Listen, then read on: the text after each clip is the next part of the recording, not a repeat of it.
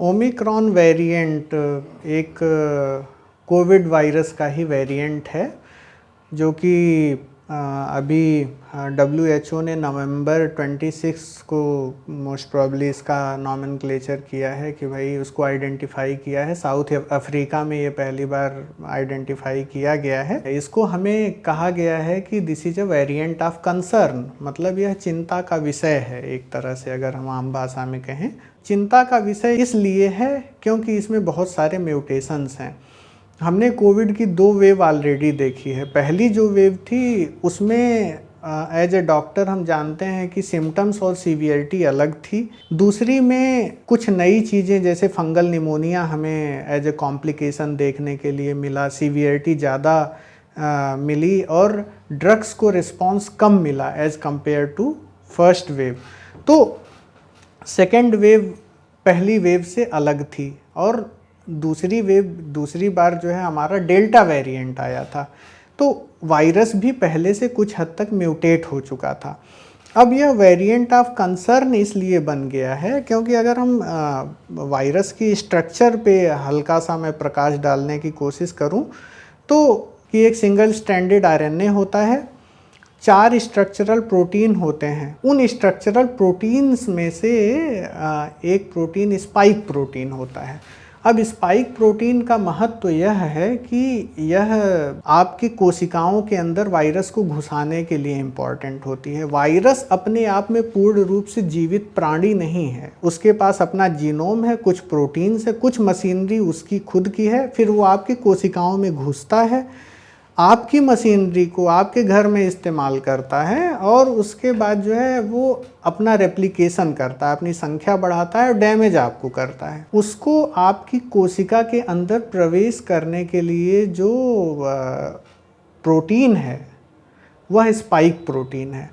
अब spike protein का दूसरा एक इम्पॉर्टेंट बात इसके बारे में यह है कि जो हमारी vaccines, most of the vaccines जो हैं, जो बनाई गई हैं, वह स्पाइक प्रोटीन को ही टारगेट करती हैं। बेसिकली जो एंटीबॉडीज वो प्रोड्यूस करती हैं तो वो स्पाइक प्रोटीन के अगेंस्ट बनता है।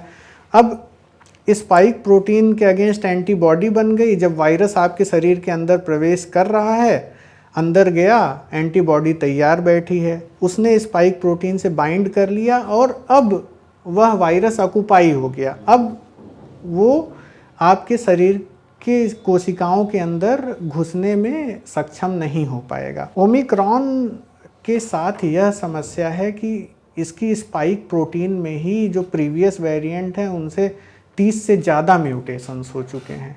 तो इसके स्पाइक प्रोटीन में बहुत सिग्निफिकेंट चेंज हो गया है, इसलिए एक वेरिएंट ऑफ कंसर्न है। और इसमें से बहुत सारे चेंजेज वो भी हैं जो कि डेल्टा वेरिएंट में थे, उसके अलावा भी एक्स्ट्रा चेंजेज हुए हैं। हम किसी आर्टिकल को ऑथेंटिक तब मानते हैं जब एक लार्ज स्केल पे उसका हमारे पास एनालिसिस हो रखा हो और काफ़ी लोगों ने उसको ऑब्जर्व किया हो, वह एक साइंटिफिक डॉक्यूमेंट के लेवल पे आ चुकी हो। आप किसी भी अच्छी संस्था जैसे कि CDC है, यूनिसेफ है, इस तरह की संस्थाओं की साइट पे जाएंगे, वहाँ पे जो इन्फॉर्मेशन अवेलेबल है वो भी यही क्लेम करते हैं कि इसके प्रिसाइजली क्या क्या लक्षण होंगे और कोविड में से क्या नया लक्षण आ जाएगा, क्या उसमें से पहले वेरिएंट से अलग होगा, वो अभी तक कोई क्लेम नहीं कर सकता। फिर भी जो न्यूज़ है अभी तक हमारे पास जो अवेलेबल है, जो मैं आपको बताना चाहता हूँ कि फैटीग, मतलब बहुत ज़्यादा शारीरिक थकावट और कमजोरी, इसका अभी तक जो देखा गया है प्रोमिनेंट लक्षण है। सर्दी जुकाम जैसे सिम्टम्स वो इसके प्रोमिनेंट लक्षण है और थोड़ा सा ये यंगर पॉपुलेशन को ज़्यादा अफेक्ट कर रहा है। अब यह आप इसको एक साइंटिफिक स्टेटमेंट की तरह ना देख करके इसको एक न्यूज़ की तरह से समझिए। ओमिक्रॉन वेरिएंट में जो खतरे वाली बात है उसमें उसके म्यूटेशंस हैं। यह डिजीज़ कितनी सीवियर कॉज करेगा वह तो अभी हमें देखना है। अभी जो हमारे पास रिपोर्ट्स या न्यूज़ आ रही हैं उसके हिसाब से तो बहुत सीवियर नहीं है, लेकिन इसको लेकर के हमें रिलैक्स हो जाने की ज़रूरत इसलिए नहीं है क्योंकि अभी बहुत कम लोगों को संक्रमण हुआ है डाटा साइंटिफिक नहीं है, उसकी अभी हमारे पास कमी है। मान लीजिए यह आगे चल के विनाशकारी रूप धारण करता है और हम इसको कम सीवियर समझ करके अभी से लैक्स हो जाएं तो ये ठीक नहीं होगा, फिर यह जो है सीधे लेके आएगा थर्ड वेव। तो इस वजह से हमें अपने जनरल जो प्रिकॉशंस है, जो मास्क पहनना है, सोशल डिस्टेंसिंग है, हैंड हाइजीन है, इनको स्ट्रिक्टली फॉलो करते रहना है। और अब इसके खतरे में जो दूसरी बात है इसकी इन्फेक्टिविटी है। जैसे इसमें 30 म्यूटेशन हो गए हैं, ऐसे म्यूटेशंस हो गए हैं जिसने स्पाइक प्रोटीन को बदल के रख दिया है और स्पाइक प्रोटीन को ही हमारी एंटीबॉडीज पहचानती हैं। तो इस बात की संभावना पूरी है कि जो हमारी यूजुअल एंटीबॉडीज, जो हमारी वैक्सीन जो है, इसके अगेंस्ट यूजुअल वेरिएंट से कम इफ़ेक्टिव हो। तो लेकिन मास्क जो है उतना ही इफ़ेक्टिव होगा जितना कि वो पिछले वेरिएंट के लिए था। दूसरी चीज़ ये है कि अगर आप पहले कोविड से इन्फेक्ट हो चुके हैं तो आपको रिलैक्स होने की आवश्यकता नहीं है कि अरे मुझे तो पहले कोविड हुआ था, मेरे अंदर एंटीबॉडी है, इसका टाइटर ये है। ये सब रिलैक्स होने वाली कोई बात नहीं है। आपकी वो एंटीबॉडीज़ को हो सकता है कि यह वायरस इवेड कर जाए, इसलिए बिल्कुल जो प्रिवेंटिव मेजर्स हैं वही सबसे इम्पॉर्टेंट होने वाले हैं। वैक्सीन्स हालांकि ऐसा नहीं है कि बिल्कुल इनइफेक्टिव हो जाएगी, पूरा ही वायरस तो बदल नहीं गया है, लेकिन हाँ जिस स्ट्रेन के लिए वो उसका निर्माण किया गया था उससे तो इसमें प्रोबेबिलिटी यह है कि कम इफेक्टिव होगी। ओमिक्रॉन का डायग्नोसिस वैसे ही होता है जैसे पिछले स्ट्रेन्स का होता था। उसमें भी देखा गया है कि RT-PCR टेस्ट जो है ये उसको आइडेंटिफाई कर ले रहा है। तो एक तो डायग्नोसिस जो है RT-PCR टेस्ट से, जिससे आप सभी लोग फेमिलियर हो गए हैं, जब 10 साल पहले ये बहुत बड़ा टेस्ट हुआ करता था, अब तो सबको पता है कि RT-PCR क्या होता है। तो डायग्नोसिस तो इस तरह से होती है। इसके अलावा कई बार हमें अगर RT-PCR की, क्योंकि सेंसिटिविटी जो है यूजुअल स्ट्रेन्स में 70% से ज़्यादा नहीं है, अगर आप प्रॉपरली सैंपल करते हैं, प्रॉपरली प्रोसेस करते हैं, सब कुछ करते हैं, तब भी 70% सेंसिटिविटी है। 30% केसेज में ये चूक भी जाता है।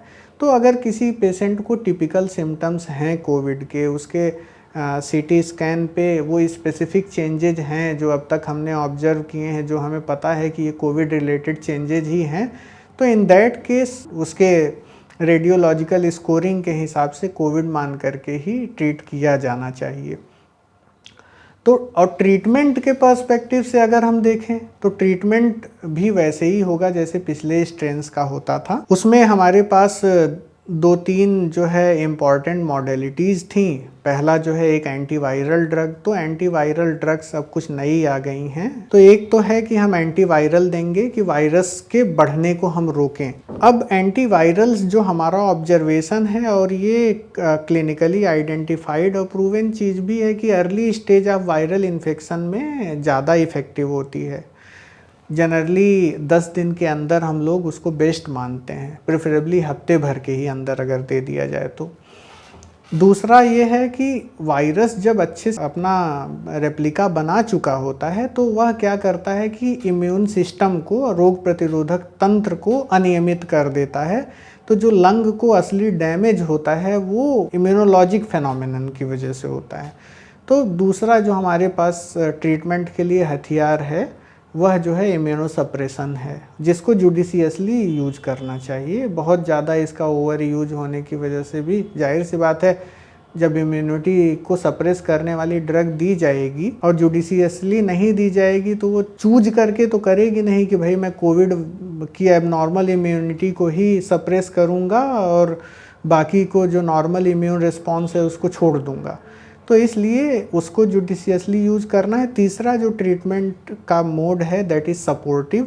तो सपोर्टिव में जैसे ऑक्सीजन है, हाई फ्लो नेजल कैनुला है, इस तरह की चीज़ें हैं जो कि हम सपोर्टिव मेजर के तौर पे यूज़ करते हैं।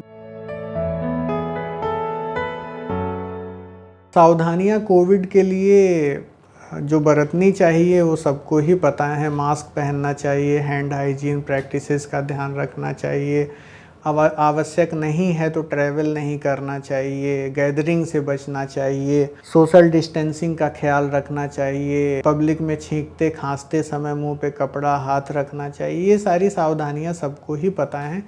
ज़रूरी यह है कि हम क्योंकि नया वेरिएंट भी आ गया है तो हम थोड़ा सा इस समय सावधान हो जाएं और इनको स्ट्रिक्टली फॉलो करें। ओमिक्रॉन ही लाएगा कि नहीं लाएगा यह इस बात पे डिपेंड करेगा कि हम कैसे बिहेव करते हैं। मेरा तो यही विचार है, अगर हम प्रिवेंटिव मेजर्स को ध्यान रखते हैं, वैक्सीनेशन करवा लेते हैं, मास्क वास्क पहनते हैं, बाकी जो प्रिवेंटिव मेजर्स हमने डिस्कस किए उसका ध्यान रखते हैं, तो फिर ईश्वर चाहेगा तो थर्ड वेव नहीं आएगी ओमिक्रॉन की वजह से, नहीं तो आ भी सकती है। अब ये इस पे प्रेडिक्ट करना एक साइंटिफिक, क्योंकि हम एक साइंटिफिक फोरम पे बात कर रहे हैं तो यहाँ हम प्रेडिक्शंस की बात नहीं करेंगे, फैक्ट्स की बात करेंगे। फिर वही सलाह देना चाहूँगा कि वैक्सीनेट हो जाइए, अगर आपने नहीं लगवाई है तो लगवा लीजिए, दोनों डोज लगवा लीजिए। हमारे पास जो भी अवेलेबल वैक्सीन्स हैं, प्रिवेंटिव मेजर्स का खास ख्याल रखिए, वही हैंड हाइजीन, अनावश्यक ट्रैवल मत करिए, मास्क पहनिए, ये सारी चीज़ें जो हम पहले ही बात कर चुके हैं, यही मेरी सलाह रहेगी। और अगर आपको लक्षण आते हैं तो देर मत करिए। कई बार क्या होता है कि आपका ऑक्सीजन सैचुरेशन ड्रॉप करके, कुछ लोगों का तो 70% तक आ गया, फिर भी वो अवॉइड करते रहे और फिर हॉस्पिटल में पहुंचने के बाद फिर पता चला कि इनका सैचुरेशन इतना है। तो एक हैप्पी हाइपॉक्सिया नाम की फेनोमेनन होती है जो कोविड में देखा गया है कि पेशेंट के जो विजिबली जितना सिक पेशेंट दिखता है, एक्चुअली अगर हम उसका सैचुरेशन चेक करते हैं और बाकी पैरामीटर्स देखते हैं तो उससे कहीं ज़्यादा होता है। तो इसलिए अर्ली स्टेज पे ट्रीटमेंट भी मेरी सलाह का एक हिस्सा रहेगा।